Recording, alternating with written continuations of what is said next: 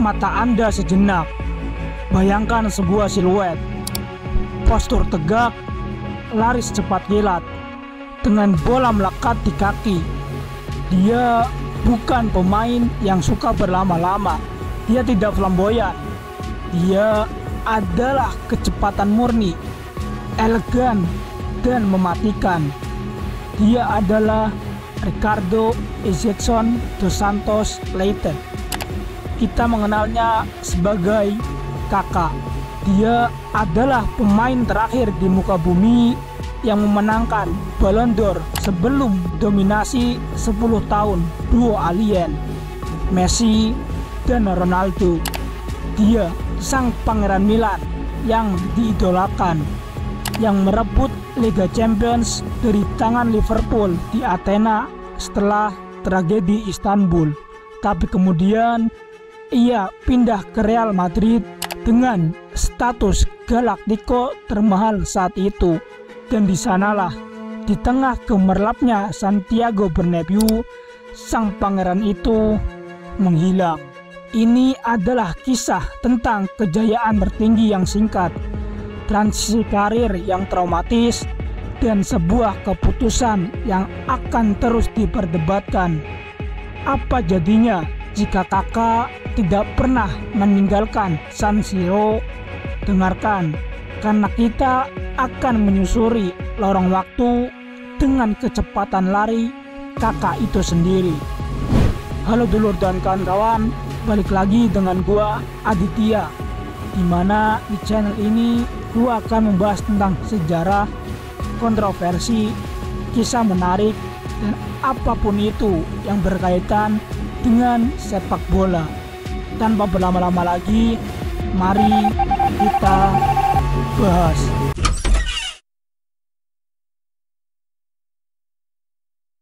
Lupakan sejenak Milan. Kita harus mulai dari Sao Paulo. Kakak bukan lahir dari kemiskinan ekstrim seperti banyak bintang Brazil. Ayahnya insinyur sipil, ibunya guru. Ini memberinya sesuatu yang langka di sepak bola Brazil: pendidikan dan disiplin. Nama kakak sendiri itu dari adiknya, Rodrigo atau Digao, yang saat kecil kesulitan menyebut Ricardo. Ia memanggilnya Caca, yang berevolusi jadi Kakak. Sederhana, tapi itulah esensi karir Kakak. Sederhana, cepat, efisien. Tapi sebelum kita masuk ke Eropa, kita harus bicara tentang trauma, sebuah foreshadow yang akan menentukan mentalnya. Tahun 2000, Kakak berusia 18 tahun, baru akan meledak di Sao Paulo. Kecelakaan di kolam renang, punggungnya menghantam dasar, merusak tulang belakang, ancaman kelumpuhan. Karir terancam berakhir bahkan sebelum dimulai. Para dokter bilang dia beruntung bisa berjalan. Kakak sendiri bilang, saya belajar bahwa imanlah yang menentukan apakah sesuatu akan terjadi atau tidak. Momen itu bukan talenta yang membentuk Kakak sang gladiator. Ingatlah, dia bukan hanya bermain dengan keahlian, dia bermain dengan rasa syukur atas kesempatan kedua. Cepat maju ke tahun 2003, Kakak telah mencetak 23 gol dalam 59 penampilan untuk Sao Paulo. Luar biasa untuk seorang gelandang serang. Eropa memanggil. Tiba-tiba Adriano Galliani, CEO AC Milan, terbang ke Brazil. Ada cerita dia bertemu ayah Kakak dan hanya butuh waktu singkat. Transfernya hanya 8,5 juta dolar. Sebuah harga yang melihat apa yang terjadi kemudian terasa seperti pencurian terbesar abad ini. Galliani dengan mata berbinar-binar berkata, dia adalah pemain yang sempurna. Setelah satu sesi latihan, saya tahu anak ini spesial. Dia mengubah kecepatan Milan dan sejarah kami. AC Milan akan berubah. Tapi sayangnya nasib akan menguji kembali Kakak di tempat lain. Dia tiba di Milanello, markas AC Milan. Lingkungan yang gila.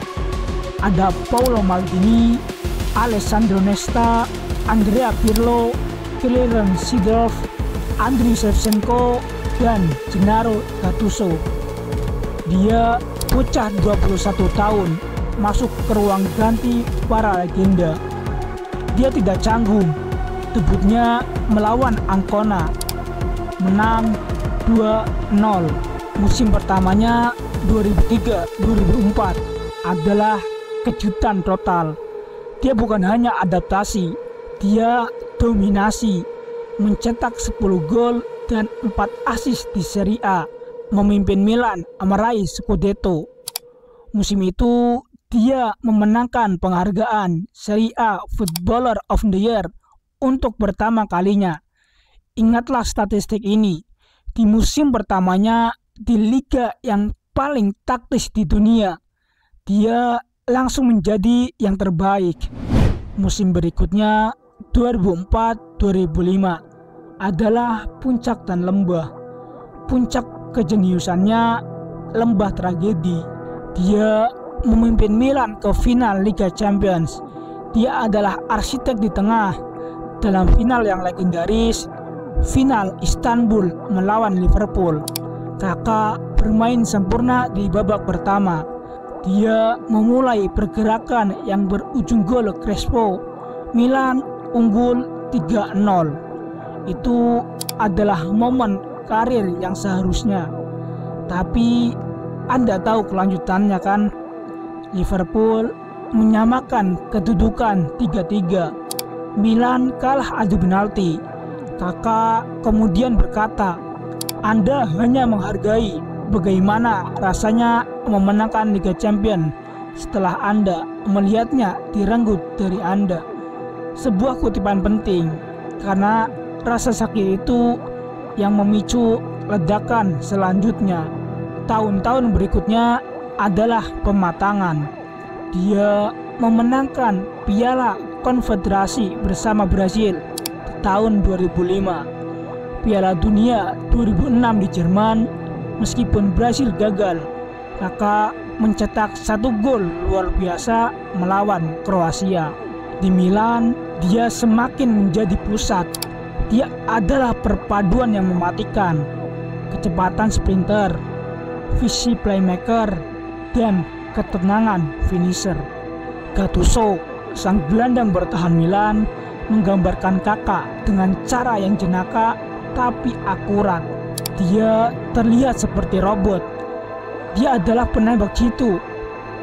Bayangkan gabungan kecepatan robot dengan akurasi sniper. Itulah Kakak di puncaknya. Dan puncak itu tiba di musim 2006-2007. Inilah babak utama monolog kita. Babak di mana Kakak berdiri sejajar dengan para dewa sepak bola. Final Liga Champions. Kali ini di Athena. Lawan yang sama, Liverpool. Kali ini Milan menang 2-1. Namun fokusnya bukan pada final. Fokusnya adalah pada seluruh perjalanannya. Kakak adalah top skor Liga Champions musim itu dengan 10 gol.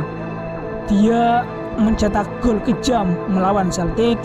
Dia menghancurkan Manchester United di semifinal.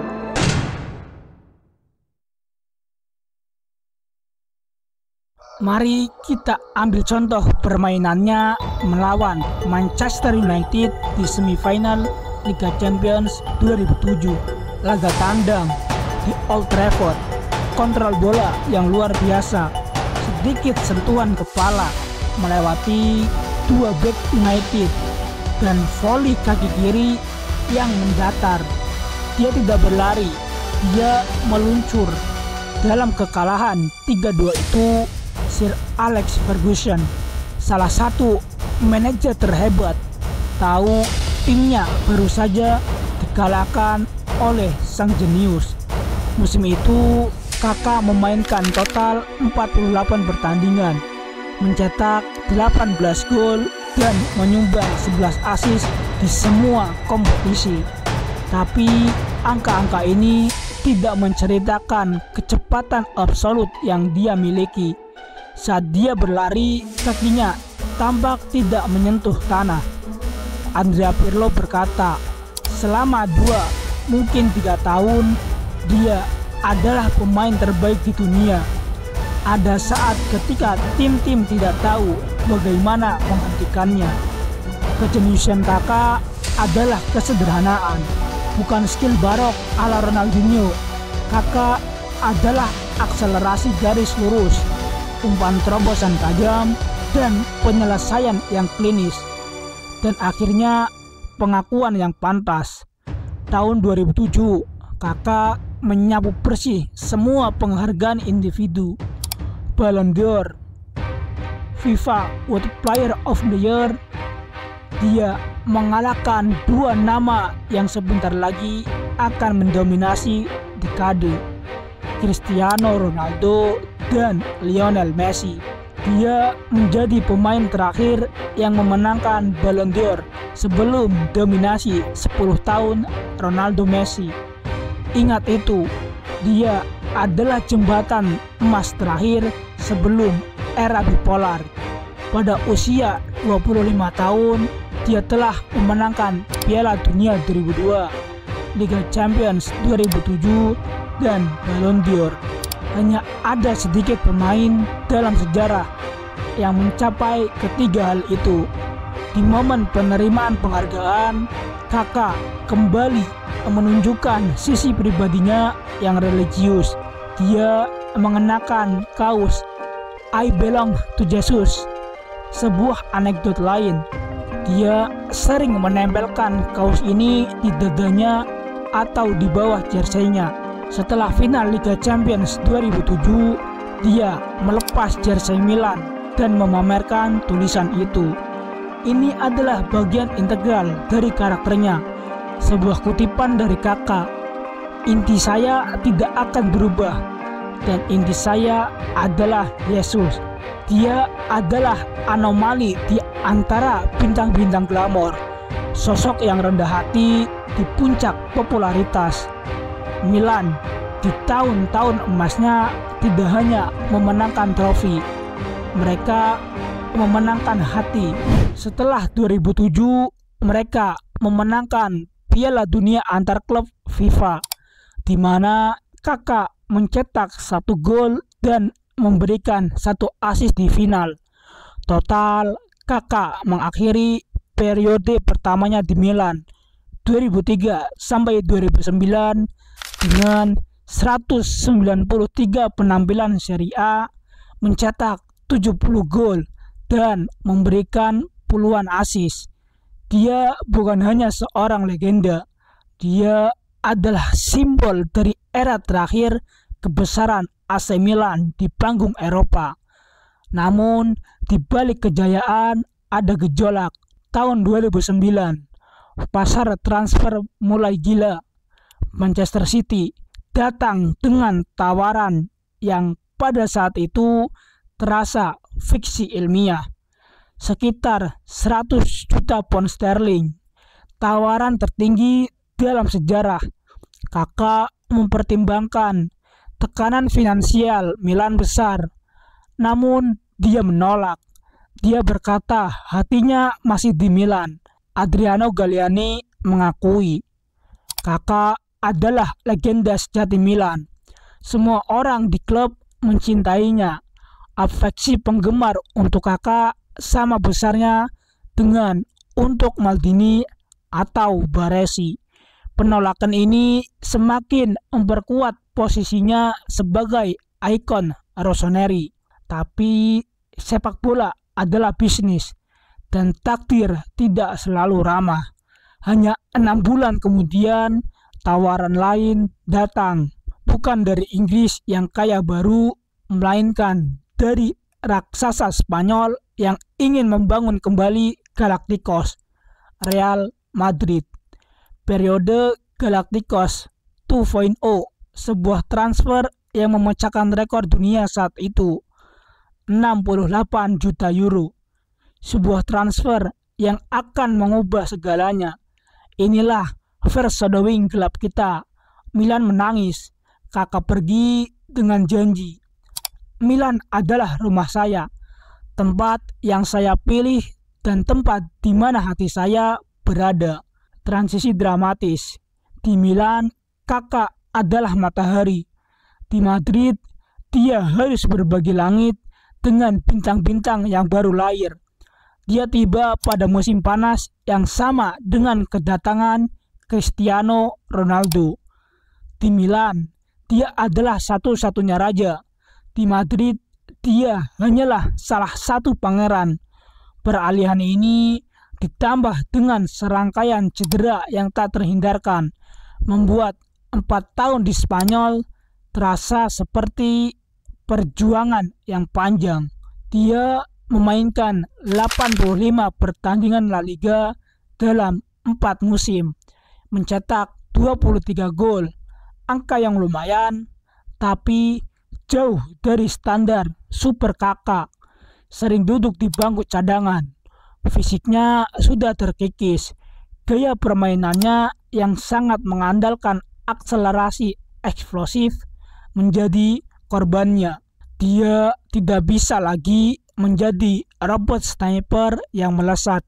Dia mencoba, dia berusaha, tapi kecepatannya, sang elemen penting, telah menghilang.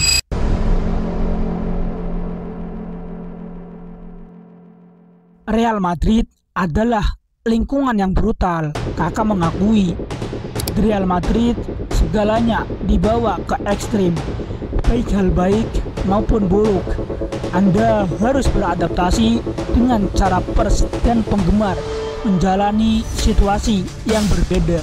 Di bawah Jose Mourinho yang dikenal dengan gaya kerasnya, Kakak berjuang menemukan tempatnya. Cedera pangkal baha, operasi lutut, itu adalah periode yang menyakitkan. Namun ada kilatan kecil.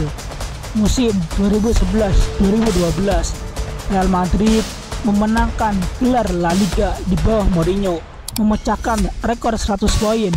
Kakak meskipun bukan starter reguler, memberikan kontribusi penting, 5 gol dan 9 assist di Liga.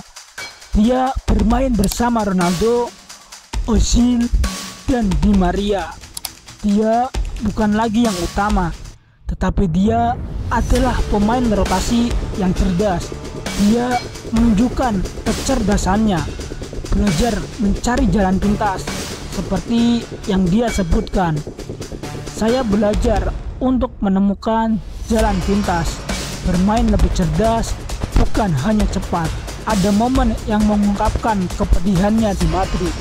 Kakak pernah berujar, mungkin terdengar aneh, tapi hari favorit saya adalah ketika mereka meminta saya untuk pergi dari Real Madrid. Ini adalah pengakuan yang sangat jujur, sebuah pengakuan bahwa tekanan di sana terlalu besar.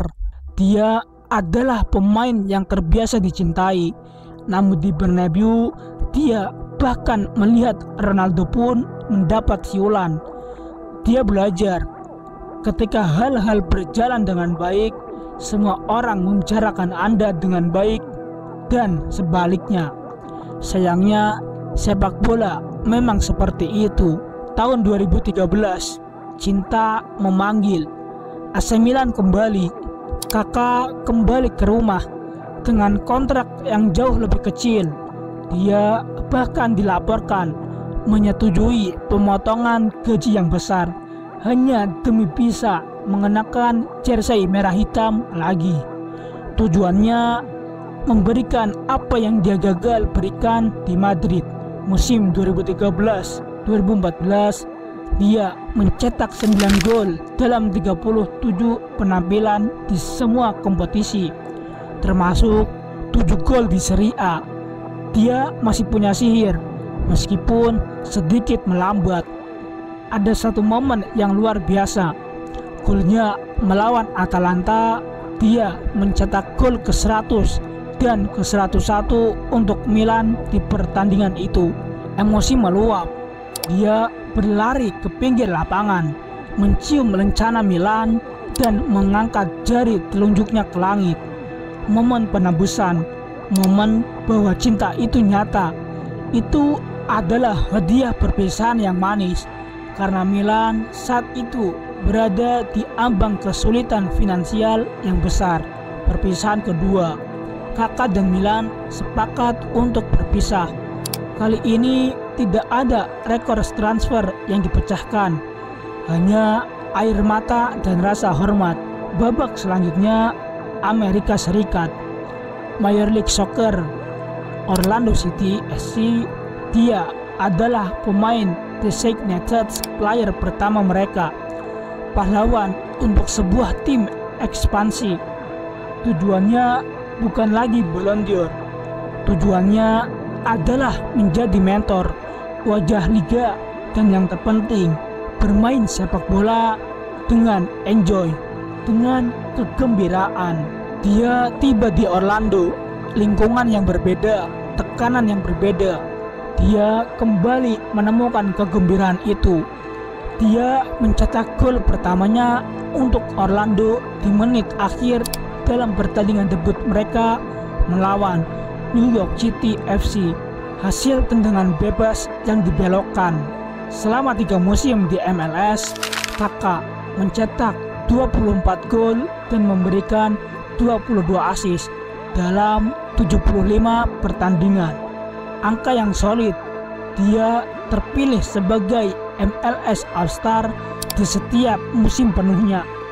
Dia membuktikan bahwa meskipun kecepatannya hilang, visinya, sentuhannya, dan kepemimpinannya tetap abadi. Di Orlando, dia menjadi kapten, menjadi figur ayah di lapangan. Anekdotes dari rekan satu tim MLS. Mereka terkesan dengan kerendahan hatinya, kesediaannya untuk tetap tinggal setelah latihan untuk menyapa setiap penggemar, dan fakta bahwa dia selalu membawa Alkitab ke ruang ganti. Dia memegang teguh kata-katanya. Saya lebih suka menunjukkan sesuatu kepada mereka daripada mengatakan sesuatu. Dengan tindakan saya, bukan kata-kata saya. Karir tim nasionalnya juga berakhir dengan tenang. Piala Dunia 2010, Brasil kalah di perempat final. Dia kemudian sempat dipanggil kembali di akhir karirnya, menunjukkan kesetiaannya. Total caps 92, total gol 29, 2 kali juara Piala Konfederasi 2005 dan 2009, juara Piala Dunia 2002 pada usia 20 tahun. Meskipun perannya kecil, dia adalah bagian dari skuad pemenang. Kakak kemudian berkata, "Saya merasa dan masih merasa seperti juara dunia. Saya tidak banyak bermain di Piala Dunia itu, tetapi saya berpartisipasi penuh dalam semua yang dilakukan kelompok. Itulah semangat timnya."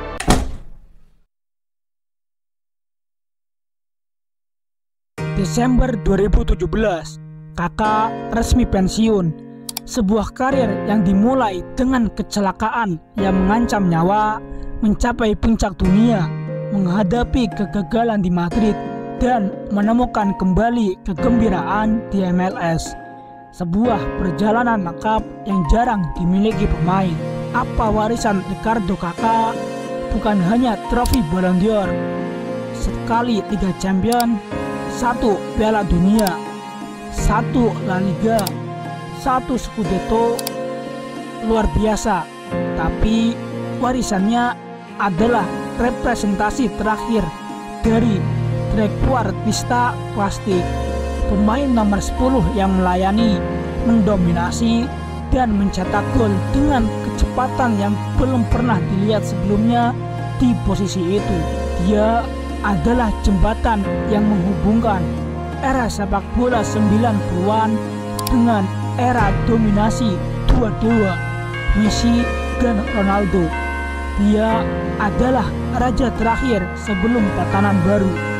Frank Lampard, legenda Chelsea, pernah bilang, "Kakak adalah satu-satunya pemain di dunia yang saya rela bayar untuk menontonnya. Dia punya segalanya, skill fantastis, kecepatan, visi, umpan hebat, dan dia mencetak gol." Paolo Maldini, sang kapten, hanya bisa bilang, "Teman saya, itu adalah kegembiraan besar untuk bermain dan menang bersama seorang juara hebat seperti ini." Pikirkan kembali, di video ini kita telah melihat kakak melesat dari Sao Paulo ke San Siro, dari kegembiraan 2007 di Athena ke kekecewaan 2009 di Madrid, dan hingga 2017 di Orlando. Kecepatan adalah keunggulannya, tapi kerendahan hati adalah jangkar baginya, dan ini adalah penutupnya. Kita sering melihat pemain hebat yang jatuh, yang menyerah, tapi kakak tidak. Dia selalu mencoba bangkit. Dia menemukan kebahagiaannya di setiap fase. Bahkan ketika dia gagal di Madrid, dia memenangkannya kembali secara personal. Kakak berkata, "Saya sangat senang dengan tempat yang saya tuju, baik secara pribadi maupun profesional. Saya bisa mengatakan lebih kepada yang pribadi, karena karir saya pada akhirnya harus berakhir. Tapi pribadi akan terus berlanjut." Dan dia berhasil. Dia pensiun sebagai salah satu dari sedikit pemain yang dicintai dimanapun dia bermain. Dari Brazil ke Milan, ke Madrid, ke Orlando, semua orang menyukai kakak karena dia adalah jenius yang santun. Ingatlah, dia bukan hanya hebat, dia adalah Ballon d'Or terakhir sebelum era baru. Dia adalah robot sniper Gattuso. Dia adalah kecepatan garis lurus yang tak terbendung. Dia adalah Ricardo Kakak, dan kisahnya akan selalu menjadi pengingat. Kecepatan mungkin memudar, tapi karakter akan abadi. Bagaimana menurut kalian? Selanjutnya, siapa lagi yang akan kita bahas? Tulis di kolom komentar. Jangan lupa like, share, and subscribe agar tidak ketinggalan kisah-kisah menarik lainnya. Sampai jumpa di video selanjutnya.